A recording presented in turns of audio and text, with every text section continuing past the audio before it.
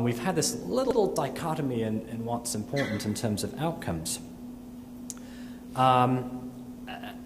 We're clearly in a phase now with endothelial keratoplasty where visual outcomes are becoming more and more important.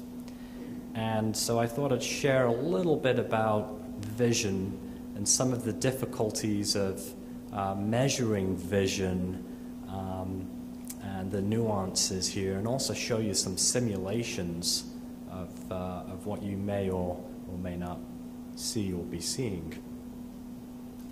So, the eye is like a camera. Many of you probably already heard some of this, but the front of the eye, the cornea here, and the natural lens of the eye, or your intraocular lens implant, is the optical system of the eye, and that's what focuses light to the back of the eye, and the back of the eye is lined by the retina, and that's the sensory part. It's neural tissue, and that's what converts the light signals into electrical signals that speed along the optic nerve to the brain.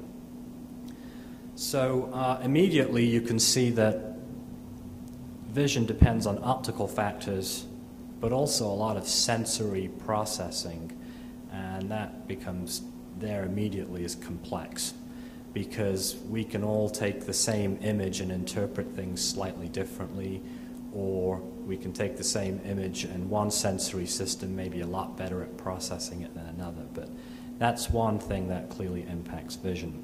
What we're going to be talking about today primarily is the optical system, because that's what we're interested in today, is the cornea. Okay. So these are Mark Terry's data of visual acuity. He's been following his patients after DSEC. And I mean, DSEC has, the advantage has been we're having better visual outcomes compared to penetrating keratoplasty. I mean, it's been huge. You often have good vision without glasses or a very small glasses prescription. People in general are a lot happier with their vision. That being said, if you look here, three years after DSEC, Mark Terry's group had 45% of them or so had 20/20 vision. So not everyone is getting 20/20 vision,